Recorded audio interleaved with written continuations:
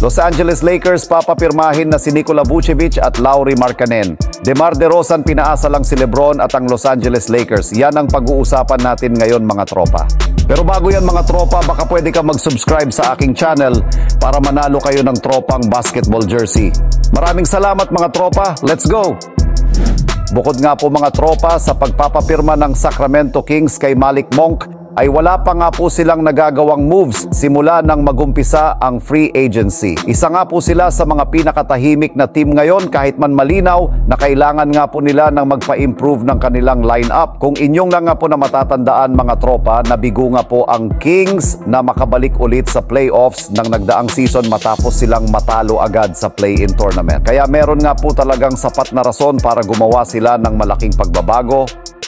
At base nga po sa pinakahuling inalabas na balita ng isang NBA insider, kahit man nga po tahimik ang team na ito, ay hindi rin naman nga po ibig sabihin nito na hindi nga po sila gumagawa ng move. Sa katunayan, may lumabas pa nga po na balita na mismong si DeRozan na nga po ang pupunta sa lugar ng Sacramento para kausapin ang front office nito patungkol sa gagawin nilang trade deal. At sa napakaswerte nga po nito mga tropa dahil agad na rin naman nga po itong ginawa ngayong araw pa lang matapos silang magkaroon ng 3-team trade kasama ang team ng San Antonio Spurs. Bali dito nga po mga tropa ay nakuha ng Sacramento Kings si DeMar DeRozan. Nasungkit na rin naman nga po dito ng San Antonio Spurs si Harrison Barnes at ang Chicago Bulls na nakuha si Chris Duarte at 2 second round pick at cash consideration.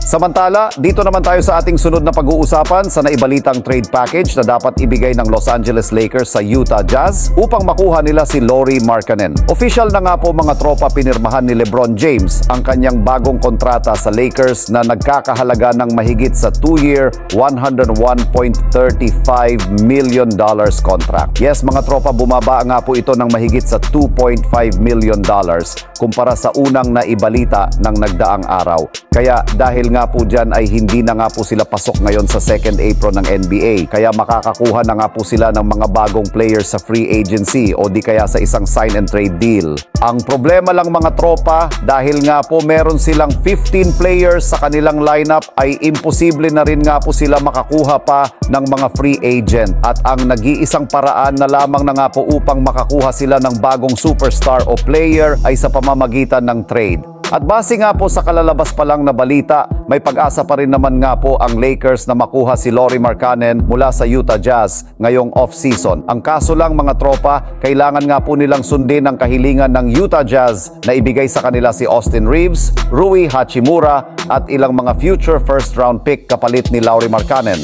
Sa ganyang paraan ay matutuloy nga po nila ang ganitong klaseng trade sa mga susunod na araw.